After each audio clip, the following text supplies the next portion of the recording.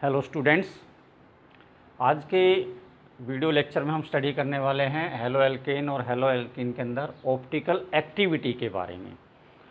Optical activity क्या है, हम लोगों ने ऑलरेडी पढ़ा है आइसोमेरिज्म। आइसोमेरिज्म आप जानते हैं कि दो प्रकार का आइसोमेरिज्म यहाँ पर है हमारे पास में, जिसमें हम लेते हैं structural isomerism and stereo isomerism. Stereo isomerism के अंदर फिर हम दो टाइप्स पढ़ते हैं, जियो आइसोमेरिज्म एंड ऑप्टिकल आइसोमेरिज्म। यहाँ पर आज हम पढ़ने वाले हैं ऑप्टिकल आइसोमेरिज्म के बारे में, यानी कि ऐसे कंपाउंड जो अपनी ऑप्टिकल एक्टिविटी शो करते हैं। तो उससे पहले हमें कुछ एक टर्म्स हैं जिनके बारे में स्टडी करना है। पहली चीज़ आती है प्लेन पोलराइज्ड लाइट।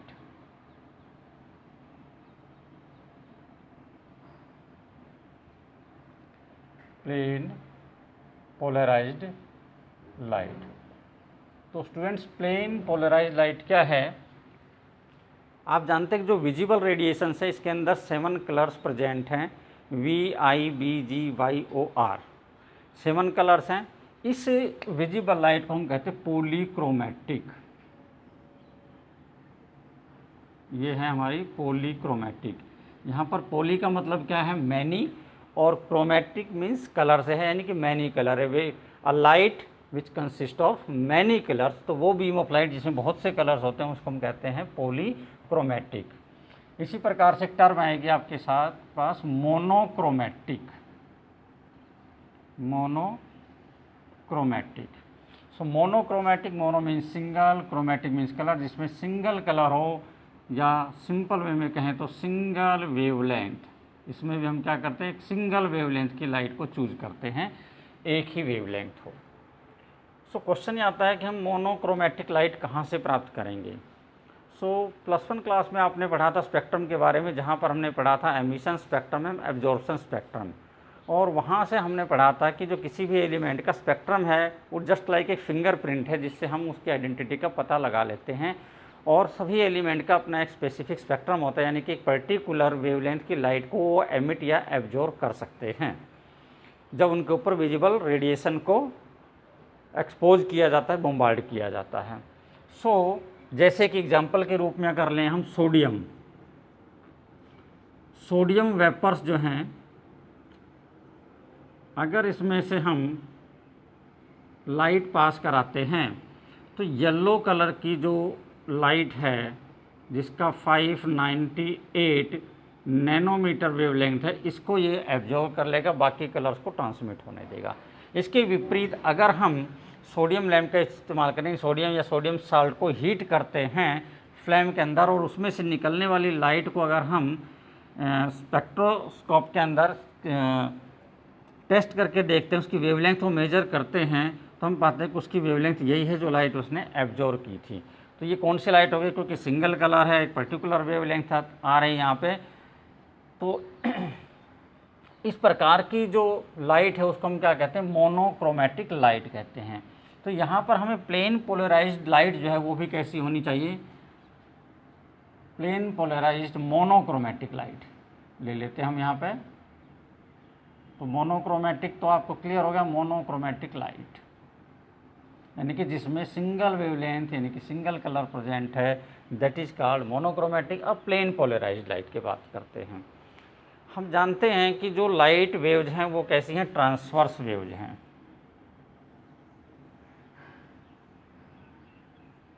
और इनके जो वाइब्रेशंस हैं they are in all the directions.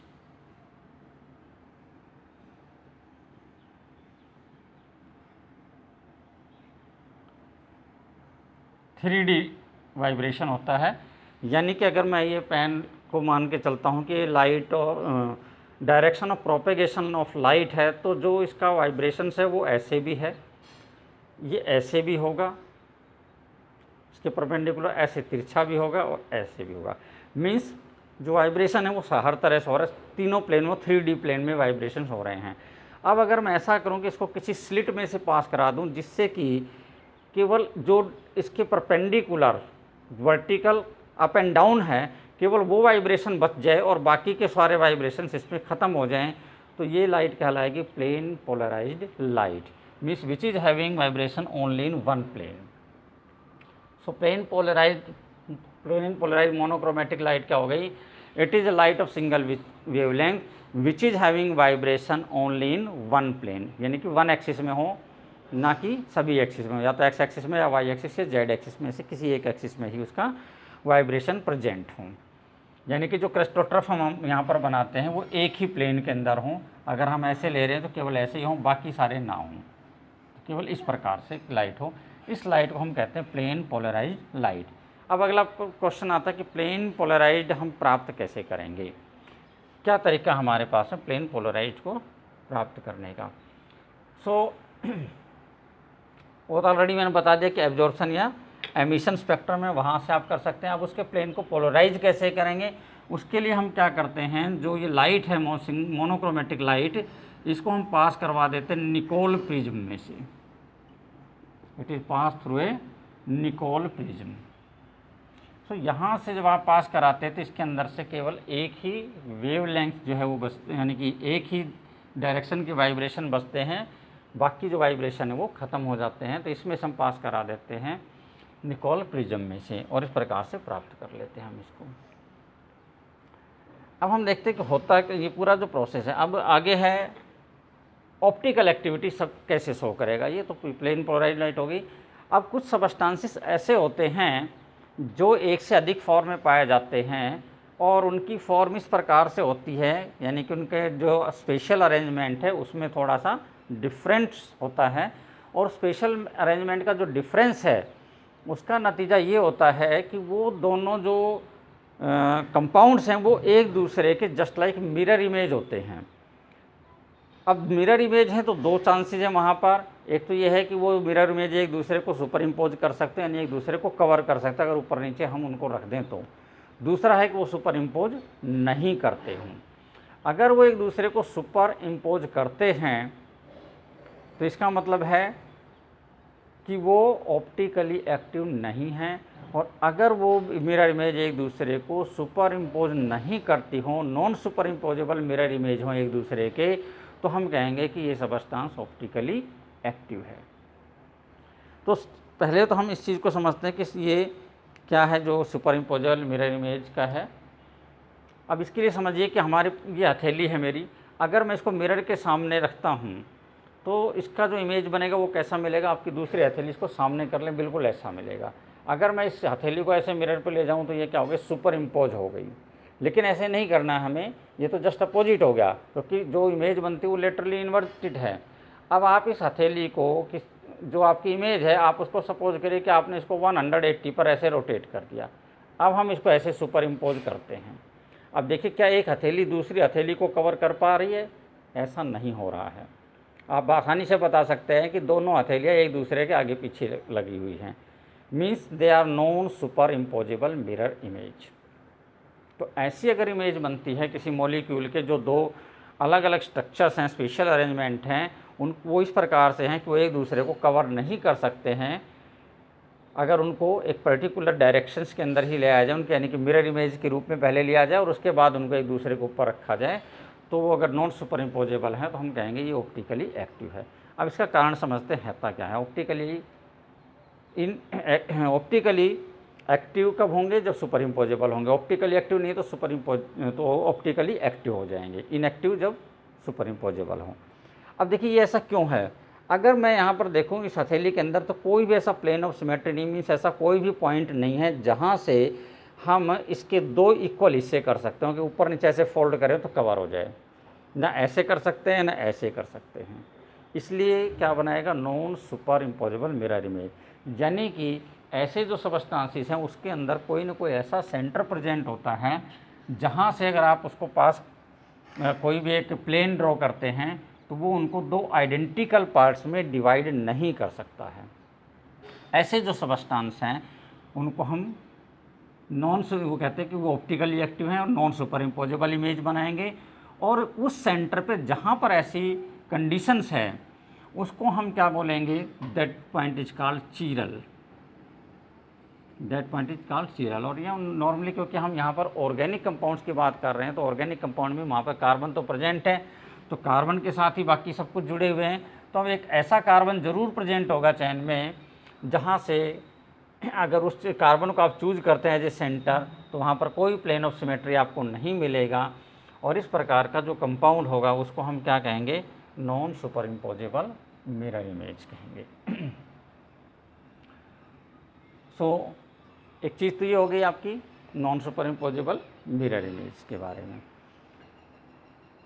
अब देखिए सुपर इम्पोजेबल मिरर इमेज कौन सी है। हमारे पास ये पेज है, अगर आप इसको मिरर के सामने रखेंगे तो इसकी मिरर इमेज जस्ट लाइक होगा जो ये दूसरा पेज है, तो ऐसे ये दूसरा पेज इसका मिरर इमेज बन जाएगा।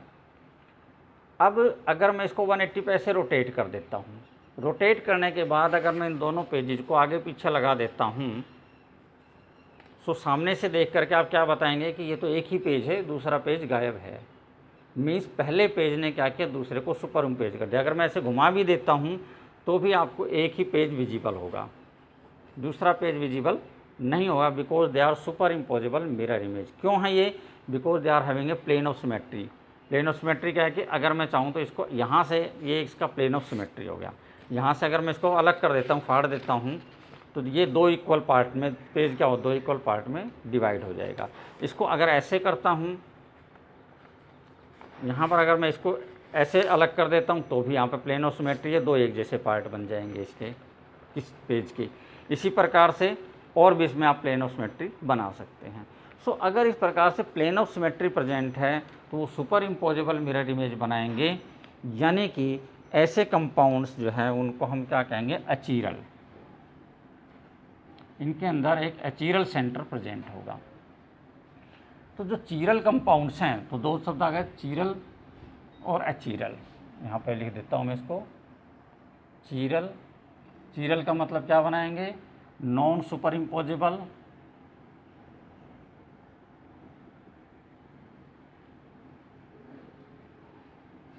Mirror image. क्या होंगे ये, optically active, optically active substance. दूसरे कौन से हो गए, अचीरल।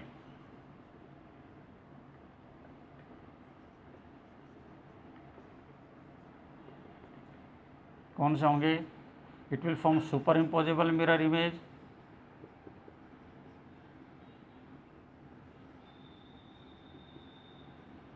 सुपर इम्पोजेबल मिरर इमेज बनाएंगे। ऑप्टिकली इनएक्टिव हैं, और तीसरी बात, have plane of symmetry, they are have plane of symmetry. Means आप क्या कह सकते हैं कि सिमेट्रिकल हैं। इसके केस में do not have plane of symmetry.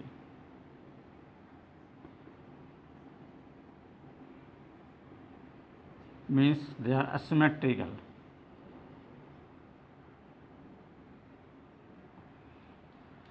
सो ये होगा हमारा चीरल और अचीरल कंपाउंड्स क्या हैं उनके बारे में। ये पर्टिकुलर सेंटर के आधार पर हम इसको बताते हैं कौन सा चीरल है और कौन सा अचीरल है।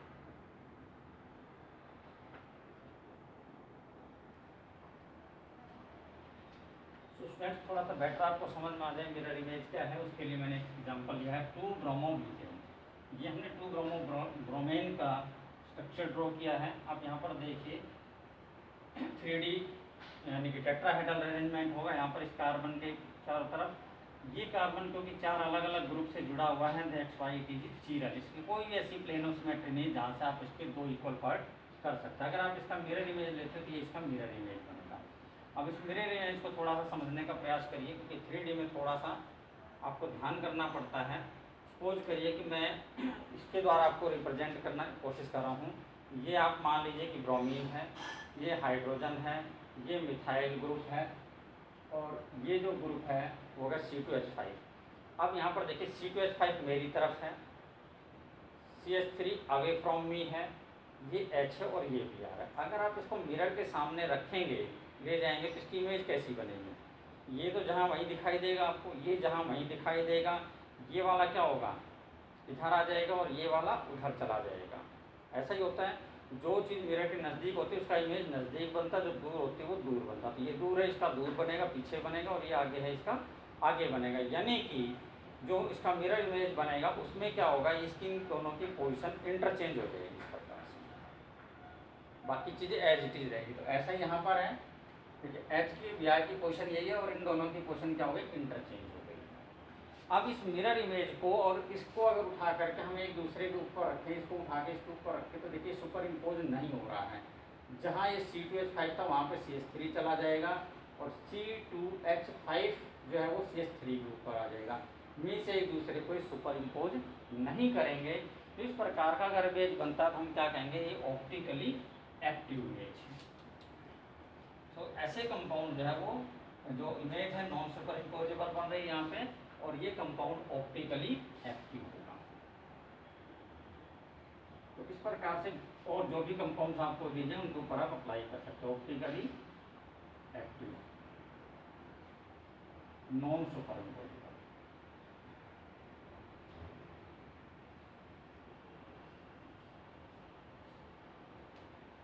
तो आई होप ये आपको समझ में आ गया होगा कि non superimposable mirror image क्या है, कैसे बनेंगी, वो सारी चीज़ें आपको क्लियर हो गई हैं। अब हम क्वेश्चन ये लेते हैं कि इतनी देर से हम ये कह रहे हैं ऑप्टिकल एक्टिविटी होगा सुपर इम्पोजेबल, लेकिन ऑप्टिकल एक्टिविटी है क्या? एक्चुअल में क्या होता है, कुछ सबस्टांस ऐसे होते हैं जिनके अंदर से आप जब प्लेन पोलराइज लाइट को पास कराते हो तो उसके प्लेन को रोटेट कर देते हैं। प्लेन को रोटेट इन द सेंस, जैसे कि ये light direction of light of propagation है, और मान लीजिए कि जो सारे के सारे जो वाइब्रेशंस हैं वो वर्टिकल प्लेन में प्रेजेंट हैं। अब जब आप इसको एक पर्टिकुलर सॉल्यूशन में से, यानी किसी प्रकार का कोई भी कंपाउंड लेते हैं, तो दो बातें हो सकती हैं। एक तो जब लाइट इसमें से पार होकर के ट्रांसमिट होकर के बाहर आए तो उसका प्लेन एज इट इज रहे, उसमें कोई चेंज ही ना हुआ हो, तो हम कहेंगे वो सबस्टांस ऑप्टिकली इनएक्टिव है। अगर वो प्लेन पोलराइज लाइट को रोटेट नहीं करता है तो सबस्टांस क्या कहलाएगा, ऑप्टिकली इनएक्टिव सबस्टांस कहलाएगा। लेकिन अगर यहाँ से जब ये लाइट बाहर जा रही है, जो कि वर्टिकल इसके जो वाइब्रेशंस थे, अगर मान लीजिए उसमें कोई चेंज आ गया, वो सपोज करिए कि ऐसे हो गए हैं या थोड़ा तिरछा हो गए हैं, अब तो हो सकता है कि वो राइट में रोटेट किया या लेफ्ट में रोटेट हुआ है, किस प्रकार से रोटेट हुआ है, उसके आधार पर अगर ये प्लेन पोलराइज लाइट को रोटेट कर देता है कोई सबस्टांस, तो हम कहते हैं कि वो सबस्टांस ऑप्टिकली एक्टिव है, जैसा कि 2-ब्रोमो-ब्यूटेन के केस में है। ये क्या है, ऑप्टिकली एक्टिव है। मीन्स अगर आप इसका सॉल्यूशन लेंगे और उसमें से इस लाइट को पास कराएंगे तो ये क्या करेगा, उससे लाइट को रोटेट कर देगा, उसके प्लेन को रोटेट कर देगा, and that's why it will B optically active. अब अगर रोटेट करेगा तो होगा क्या, तो मान लीजिए इधर से लाइट गई, उधर इसने राइट में रोटेट किया, तो अगर इसके अपोजिट को देखेंगे कि मान लो इधर से इधर आ रहा है, तो इसका मतलब लेफ्ट में रोटेट हो रहा है। तो अगर लाइट का रोटेशन राइट साइड में होता है तो उसको हम कहते हैं dextrorotatory, dextrorotatory means rotates the light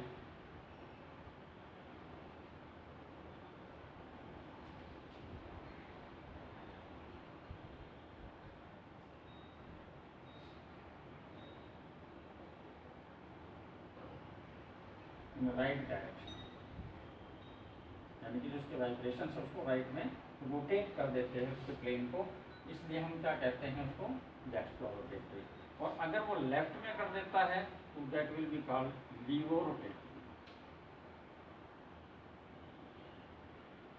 लीवो rotatory. Laevorotatory में राइट के लिए क्या आ जाएगा, यहाँ पे लेफ्ट आ जाएगा, it rotates in the left direction, then it will be called levo rotate, अगर वो लेफ्ट साइड में रोटेट कर रहा है।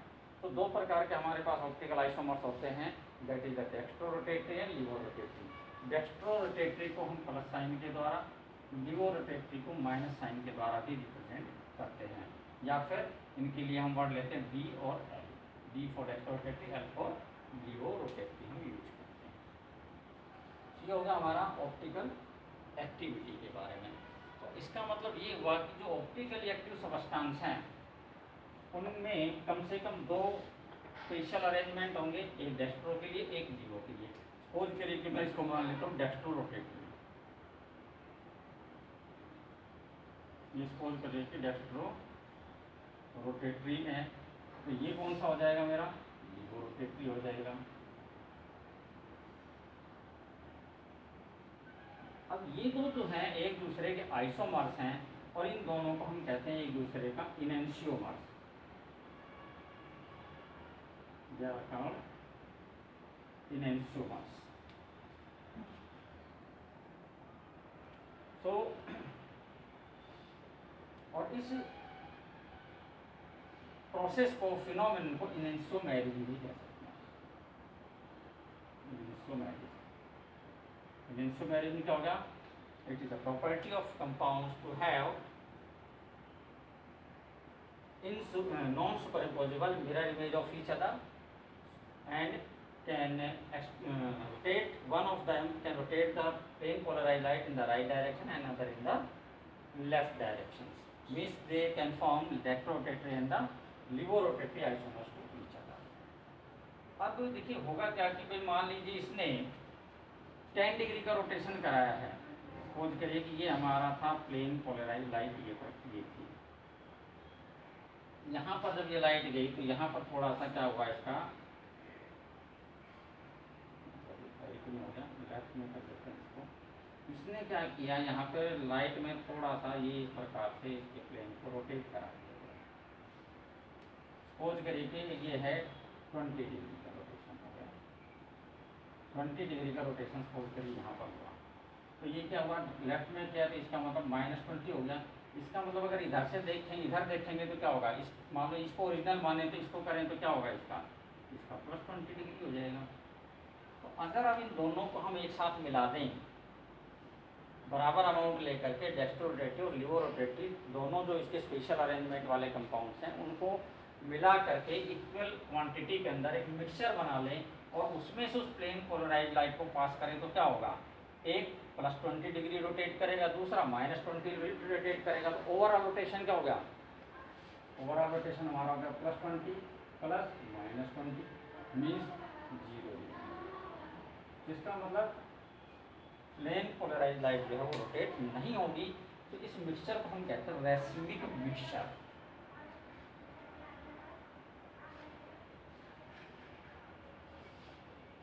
रैस्मिक mixture,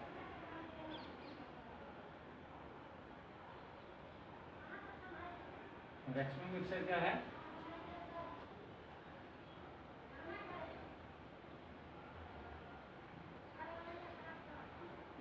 enantiomers of an optically active compound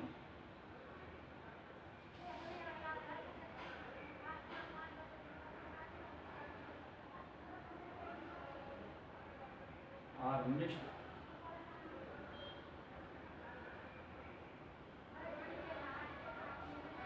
in equal proportion,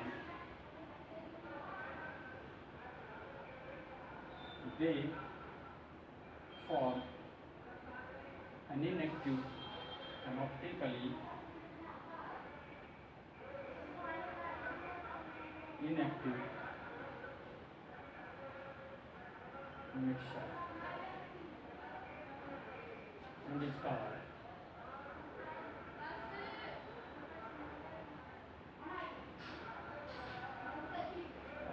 रैस्मिक mixture. इसको रैस्मिक मिक्सचर कहते हैं। तो ये हो गया हमारा रैस्मिक मिक्सचर का, और इस प्रोसेस को कहते हैं हम स्टूडेंट